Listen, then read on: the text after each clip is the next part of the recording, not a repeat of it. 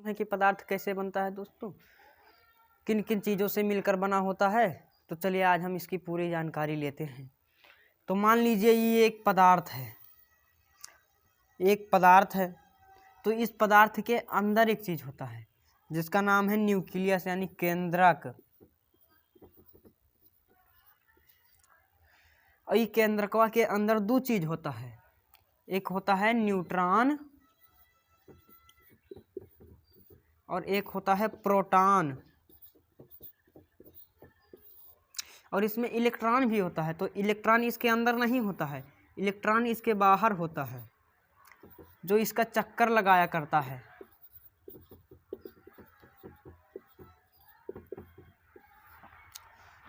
इतना समझ में आ गया ना? तो अब हम चलिए आगे बढ़ते हैं।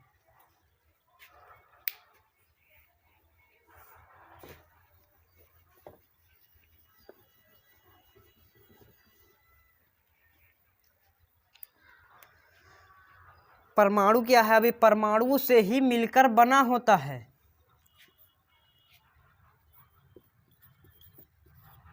परमाणु से ही ये मिलकर बना होता है। जब परमाणु आपस में मिलते हैं ना, तो वह एक अणु का निर्माण करते हैं। अभी परमाणु का होता है, तो जब दो छोटी छोटी चीज़ें आपस में मिलकर एक समान अनुपात में मिलती हैं, तब वह एक अणु का निर्माण करती हैं।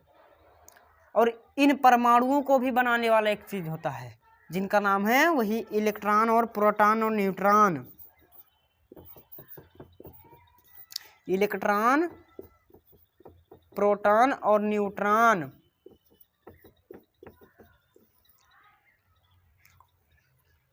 इन तीन चीज़ों से एक परमाणु बनता है। और जब ये परमाणु और परमाणु आपस में मिलते हैं ना, तभी एक अणु का बनता है। तो जब एक परमाणु आपस में मिलते हैं, तभी एक पदार्थ कब बनता है। और जब दो पदार्थ आपस में मिलते हैं, पदार्थ और पदार्थ, तभी एक यौगिक बनता है। जब दो या दो से अधिक पदार्थ जब आपस में मिलते हैं, तो केवल एक यौगिक का निर्माण होता है। और तो इतना समझ में आ गया ना? तो हम चलिए आगे बढ़ते हैं।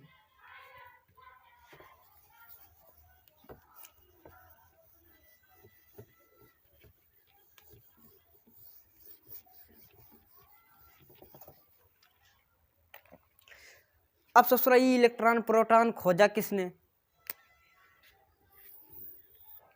तो ये एक पदार्थ उठाया, तो उसके अंदर जब देखा तो ससुरा सोचा कि इसके अंदर ये किन किन चीज़ों से मिलकर बना है।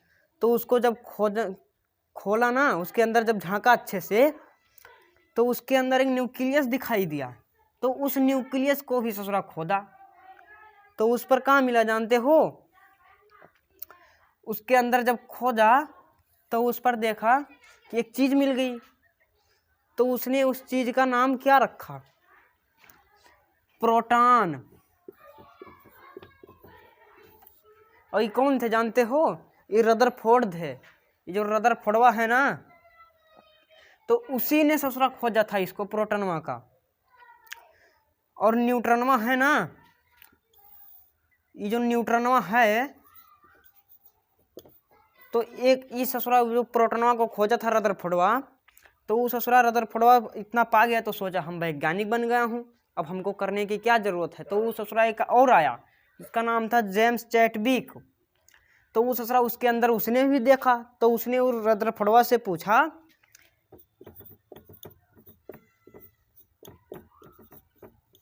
कि है रदरफोर्डवा, ये देखी प्रोटॉन तो नहीं है। तो रदरफोर्डवा कहता है कि प्रोटॉन नहीं है। तो उसने सोचा कि अब हम भी वैज्ञानिक बन गया हूँ, तो उसने इस चीज़ का क्या नाम रखा जानते हो? न्यूट्रॉन। ये जानते हो कौन है? ये थे जेम्स चैडविक।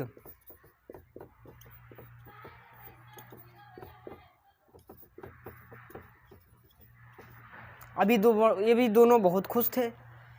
तो ससुरा एक और आया, तो उसके अंदर ना ही खोजा, वो उसके बाहर खोजा। उसके बाहर जब खोजा तो उसके बाहर देखा कि कुछ चीज़ें उसकी चक्कर लगा रही हैं। तो उसने इन दोनों से पूछा, पहले रदरफोर्ड से पूछा कि हे रदरफोर्ड, ये देखी प्रोटॉन नहीं है? तो रदरफोर्ड ने कहा कि नहीं, प्रोटॉन नहीं है। तो उसने फिर चैडविक से पूछा, हे चैडविक, देखी प्रोटॉन, न्यूट्रॉन तो नहीं है? तो चैडविक ने कहा कि न्यूट्रॉन भी नहीं है। तो उसने उस चीज़ का क्या नाम रखा जानते हो? इलेक्ट्रॉन। और ये कौन था जानते हो? J Thomson.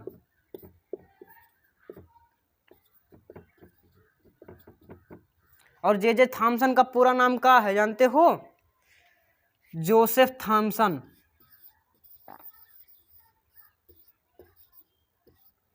Joseph John Thomson. Sir Joseph John Thomson ने इसकी खोज की थी। और जब ये कभी कभी ऐसा होता है कि जब ये इलेक्ट्रॉन कभी आपस में जब मिलते हैं, तो जब ये तीनों चीज़ आपस में मिलते हैं तो एक परमाणु का निर्माण करते हैं। और जो प्रोटॉनवा है ना, तो इस प्रोटॉनवा पर प्लस का चार्ज होता है, ये धन आवेशित होता है। और इलेक्ट्रॉनवा पर है तो ये ऋण आवेशित होता है। यही का मान जब यही ससुरा इलेक्ट्रिक में भी काम करता है। ये इलेक्ट्रॉनवा है ना, तो ये विद्युत को यही ढोता है। इस इलेक्ट्रॉन का जो द्रव्यमान है वो है 9.109 इंटू 10⁻⁻31। इतना समझ में आ गया ना? तो हम चलिए आगे बढ़ते हैं।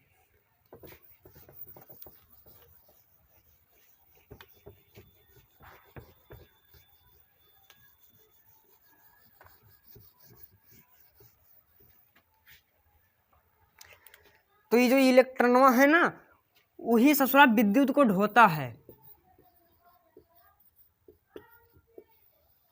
और ये माइनस चार्ज होता है। और जो ये प्रोटॉनवा है ना, ये प्रोटॉनवा ससुरा धन आवेशित होता है। और जो इलेक्ट्रॉनवा है ना, इलेक्ट्रॉनवा बहुत हल्का होता है, प्रोटॉन से बहुत ही हल्का होता है। इसका द्रव्यमान होता है 9.109 इंटू 10⁻31। और इसमें विद्युत कितनी कूलान एक सेकेंड में बहती है? 1.6 इंटू 10⁻⁻19। इतना आवेश पर सेकेंड बहता है इसमें, पर सेकेंड इतना कूलान बहता है। इतना समझ में आ गया ना? तो हम चलिए बढ़ते हैं अपने अगले टॉपिक की ओर।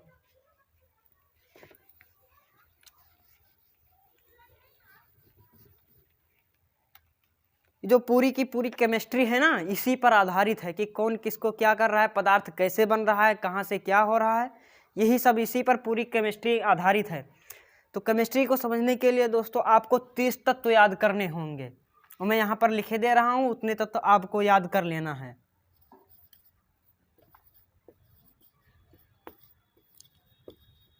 हाइड्रोजन 1 नंबर पर है, इसे H से लिखा जाता है। हीलियम He है 2 नंबर पर। और लिथियम Li से लिखा जाता है, ये 3 नंबर पर है। और जो बेरिलियम है ना, दूसरा बेरिलियम है तो वो 4 नंबर पर है, उसको Be से लिखा जाता है। उसके बाद में बोरान है, बोरान है 5वें नंबर पर, इसे लिखा जाता है V से। और कार्बन C से लिखा जाता है, 6ठे नंबर पर है। 7वें नंबर पर है नाइट्रोजन, N से लिखा जाता है। और ये कार्बनवा है ना, तो इसको C से लिखा जाता है। उसके बाद में आता है ऑक्सीजन, 8 नंबर पर है, ओ से लिखा जाता है। उसके बाद में नियॉन, एन से लिखा जाता है। एफ आता है फ्लोरीन, फ्लोरीन 9 नंबर पर है। और नियॉन 10 नंबर पर है। और फिर सोडियम 11 नंबर पर है, Na से लिखा जाता है। और फिर मैग्नीशियम 12 नंबर पर है, Mg से लिखा जाता है। और फिर एल्यूमिनियम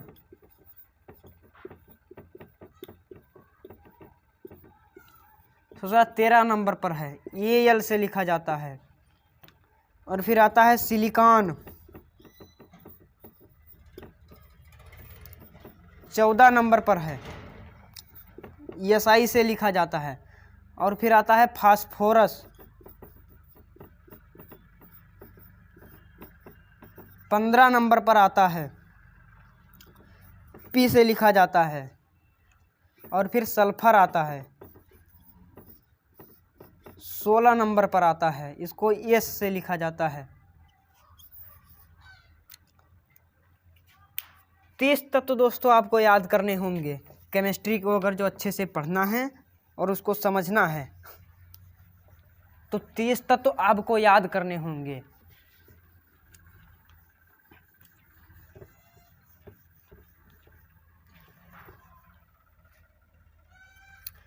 सल्फर के बाद में आता है दोस्तों क्लोरीन। क्लोरीन को Cl से लिखा जाता है, ये 17वें नंबर पर है। उसके बाद में आता है आर्गन, 18 नंबर पर है, ये R से लिखा जाता है। उसके बाद में आता है पोटेशियम,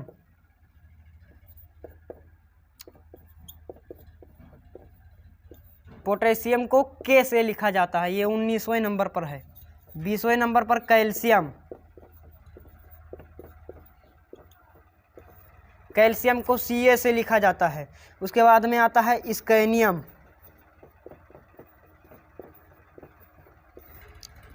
21वें नंबर पर। फिर आता है टाइटेनियम, Ti से लिखा जाता है इसको। फिर आता है वैनेडियम,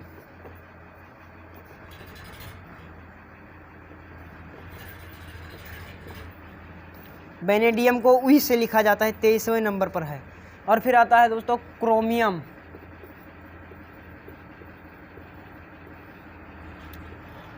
क्रोमियम दोस्तों 24वें नंबर पर है, इसे Cr से लिखा जाता है।